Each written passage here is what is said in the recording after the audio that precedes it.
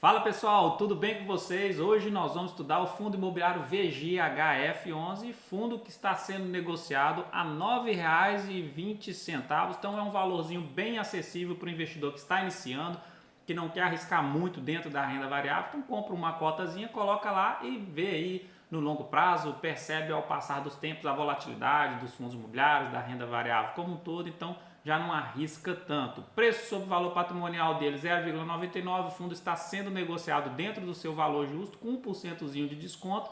Liquidez média diária boa de 2,9 milhões sendo negociados todos os dias. Gustavo, o que seria liquidez? A liquidez seria o valor negociado ali entre os investidores todos os dias ali na Bolsa de Valores de determinado ativo.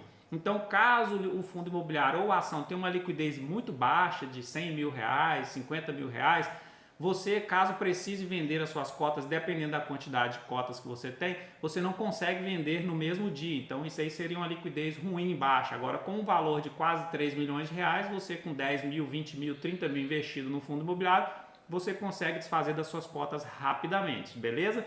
Dividend yield dele está atrativo, 17,5% nos últimos 12 meses. Boa parte dessa rentabilidade alta está atrelada aos CRIs, que nós vamos ver lá na sua carteira, e está com uma desvalorização de 6,98% nos últimos 12 meses. E quais seriam os objetivos do fundo imobiliário? Então, o fundo tem como objetivo o investimento em ativos alvos, vários tipos de ativos que ele investe, pode investir, mas não investe em todos. Ações imobiliárias, debêntures imobiliárias, participações em sociedades de propósito específico imobiliário, cotas de FIP imobiliário, cotas de FIA, CEPAC, cotas de FIIs, principalmente os CRIs que ele investe, FIDICs, ele tem alguns em carteira, letras hipotecárias, letras de crédito imobiliários, letras imobiliárias garantidas e outros títulos aí. Todos eles, claro, voltados para o setor imobiliário.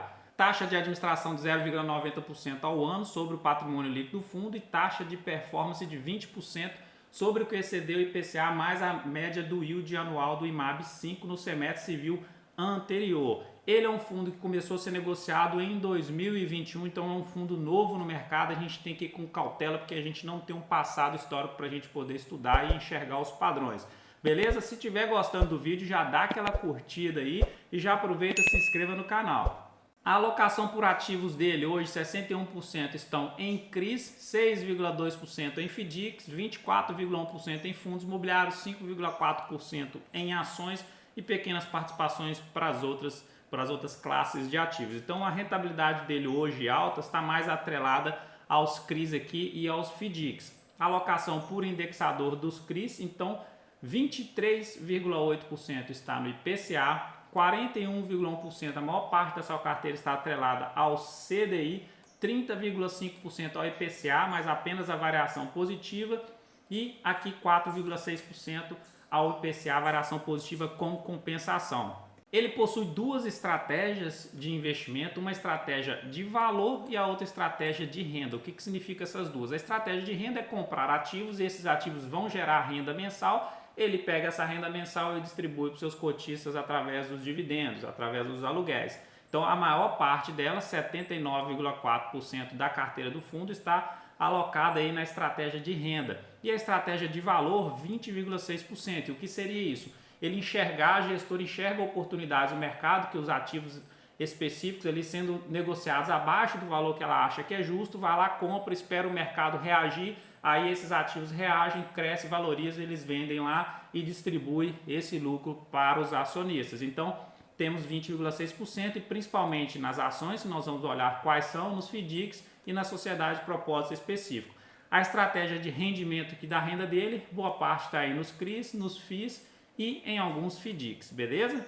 A carteira dele hoje está bem diversificada, na minha opinião, ok? 32 CRIs dentro da carteira, 26 fundos imobiliários, 6 fundos de investimentos de direito creditório, então eu investi em créditos, em dívidas de outras empresas, 5 SPEs e 6 ações. E aqui uma curiosidade que eu trouxe, não vou detalhar, mas para você, quando for estudar o fundo, você olhar mais profundamente os ativos dele. Então temos a classificação rate, nesse caso específico do CRI Oscar Freire 50S, eles não trazem a classificação rate dele, então a classificação de risco ali, de crédito dentro dos ativos, é importante você estudar isso. O cupom seria o CDI 4% e o vencimento desse CRI é em 2026. Aqui a gente já tem, por exemplo, um IPCA mais 15%. Esse CRI aqui você não vai achar dentro da plataforma da sua corretora para investir como investidor comum. Quem pode acessar esses tipos de produtos diferenciados com rentabilidades maiores são os investidores qualificados e os investidores profissionais. E o fundo imobiliário, a gestora ali, eles são considerados investidores profissionais. Fala galera, beleza? Estou aqui para pedir de coração aí para me ajudar a cumprir uma meta, chegar a 5.000 inscritos até o fim do ano. Então conto com a sua compreensão, tá bom? Já vai ali embaixo então e se inscreva no canal. Valeu!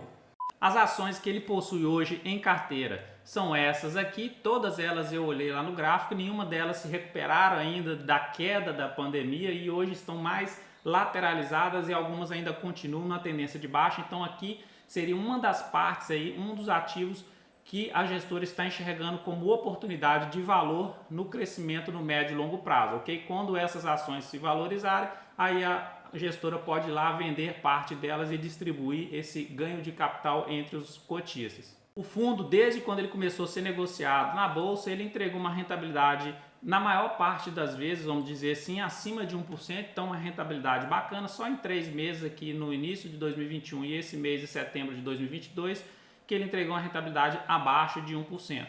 Nas outras vezes ele chegou até aqui entregar quase 2% ao mês. E caso você não saiba quando você vai receber o dinheiro desses dividendos ou quando você precisa ter a cota na carteira para receber, aqui vai a dica. Então, normalmente a data que você precisa ter a cota na carteira para ter o direito de receber é próximo ao dia 30 do mês. Então, por exemplo, dia 31/10 de 2022 foi a data com. E o pagamento normalmente ocorre entre o dia 5 e o dia 8 do mês seguinte. Por exemplo, dia 8 do 11 de 2022, a pessoa recebeu esse dividendo que teve a data com no dia 31/10. É assim que você olha e é assim que você fica sabendo quando que vai cair o seu tutuzinho aí. Agora olhando a sua análise gráfica, então comparando ele com o IFIX, o benchmark nosso aí que mede o desempenho dos fundos imobiliários, ele entregou uma rentabilidade próxima aos 23% desde quando começou a ser negociado e o IFIX nesse mesmo período entregou uma rentabilidade próxima aos 3%. Já o seu gráfico semanal, um gráfico mais de médio prazo, a gente observa que ele veio nessa tendência de alta, respeitando essa LTA, a linha de tendência de alta perfeita, rompeu ela aqui para baixo. Então o que aconteceu? Perdeu esse suporte, entrou numa tendência de baixa e está nela aí nas últimas 5 semanas, tentou se recuperar, não conseguiu. E ele está agora num suporte muito importante desse último fundo aqui, respeitou esse suporte 3 vezes e não desceu e não perdeu nessa semana aqui. Vamos ver semana que vem. Isso aqui é um ponto muito importante para você observar, caso você esteja com interesse em fazer aportes no fundo. Eu gosto de fazer o seguinte, eu fico observando. Se ele perder o suporte, eu espero mais, porque para mim, se ele perder suporte, eu acho que ele vai descer até a média móvel aqui de longo período, então eu prefiro comprar ele mais barato. Se ele não perder suporte, ficar segurando ele aqui vários meses, então pode ser que o mercado tenha precificado que esse aqui é o valor justo dele com aquelas características que ele está demonstrando na parte fundamentalista no atual momento. E depois, se ele começar a se recuperar e criar um pivôzinho de alta lá no gráfico diário, aí eu volto a fazer aportes nele. Então beleza, nesse momento aqui para mim é um momento de indecisão. Aqui o MACD está mostrando tendência de baixa nele, a azul está por baixo da laranja, então os duas apontando para baixo. Está sinalizando essa tendência de baixa ainda, então tem que ficar com cautela. E aqui o índice de força relativa mostrando que a força vendedora nessas últimas semanas está mais forte do que a força compradora. Então, para mim, eu aguardaria, não é recomendação nem de compra nem de venda, mas eu aguardaria para fazer os aportes. Parte fundamentalista do fundo imobiliário, eu acho que ele tem uma carteira diversificada legal, está sendo negociado dentro do valor justo, tem um dividend yield atrativo. É um fundo misto, diversificado em vários ativos, várias classes de ativos dentro do mercado. Então, isso já traz uma certa diversificação para dentro da sua carteira. E na parte gráfica dele aqui, eu acho que ele está aí nessa tendênciazinha de baixa, respeitando o suporte. Eu, Gustavo, aguardaria um pouco mais para fazer os meus aportes. Espero que você tenha gostado. Se gostou, dá uma curtida aí e um grande abraço. Fique com Deus e até o próximo.